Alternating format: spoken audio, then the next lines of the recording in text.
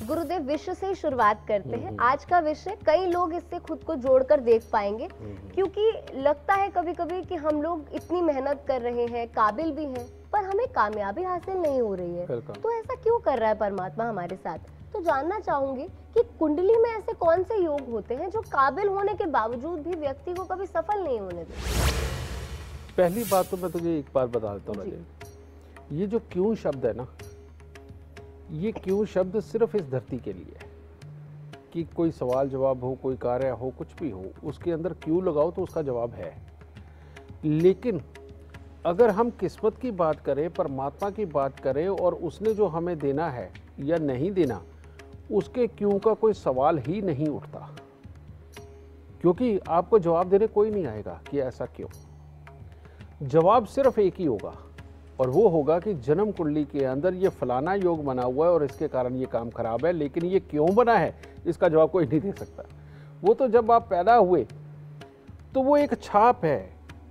जैसे सरकार का असूल जो बन गया सो बन गया, और जो अप्लाई उसने कर दिया सो कर दिया, उसके पीछे क्यों कौन सुनता है?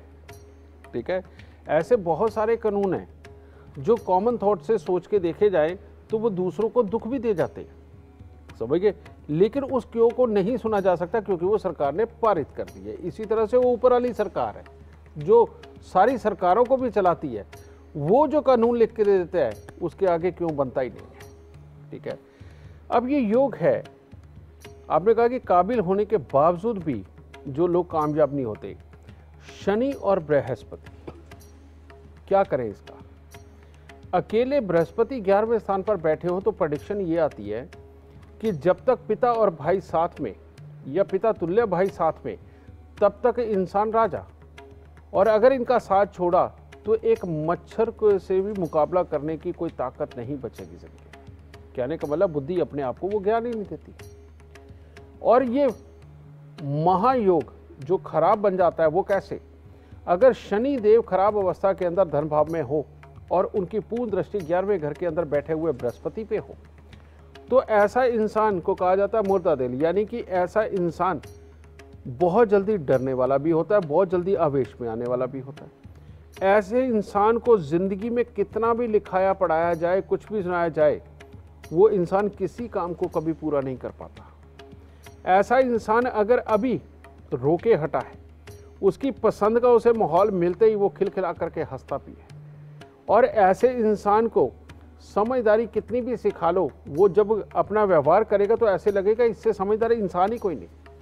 जब वो रोब डाल के कोई काम करवाने लगेगा, वो लगेगा कि मास्टर ही है, लेकिन अल्टीमेटली उसके रिजल्ट जीरो, यानी कि वो कामों को ज़्यादा देर तक याद नहीं रख पाता।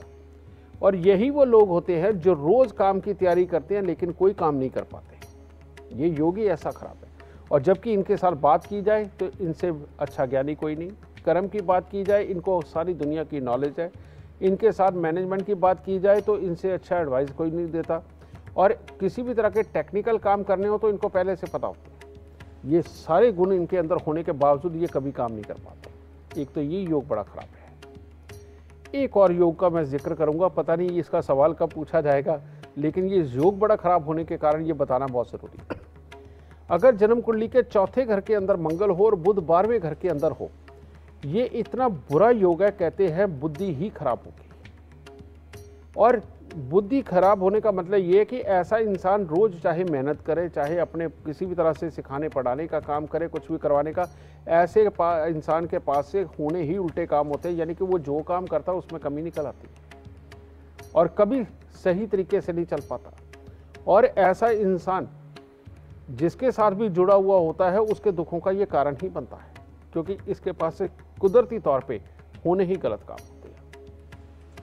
तो जो हमने पहला योग कहा कि इंसान लगता समझदार है, हर तरह से काबिल भी होता लेकिन कामयाब नहीं होता, अगर ये योग किसी की भी जन्म कुंडली के अंदर हो, बेटा उसको ये उपाय करना चाहिए कि 43 दिन लगातार 12 साबुत बादाम लेके उनको हल्दी से पीले करके पहले वो गरीबों को बांटते हैं। यानी कि रोज़ के ये 12 साबुत बादाम, और लेकिन ये किसी पॉलीथीन वगैरह में डाल के नहीं, कागज़ के लिफाफे में डाल के लेके जाएं तो ज़्यादा अच्छा, और अपने हाथ से ही हल्दी लगाएं तभी ये काम करेगा।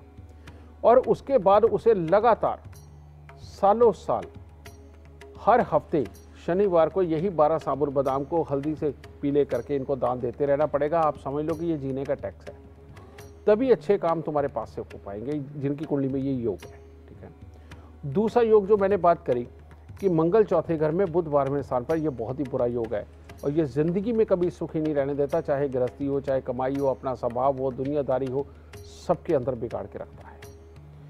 अगर इस तरह का योग जिसकी कुंडली के अंदर हो बेटा, चाहे वो लड़का हो चाहे लड़की, दोनों बराबर के दुखी होते हैं, या ये लगा लो कि दूसरों के दुखों का कारण भी होते हैं। तो इसका इलाज बेहद ज़्यादा ज़रूरी है।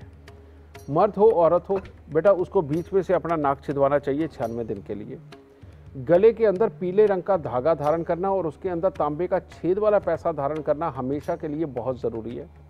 और 43 दिन लगातार खाली मटका ढक्कन लगा के उसको जल प्रवाह करना, और उसके बाद में 43 हफ्ते यानी कि 43 बुधवार खाली मटके को ढक्कन लगा के जल प्रवाह करना बहुत ज़रूरी है।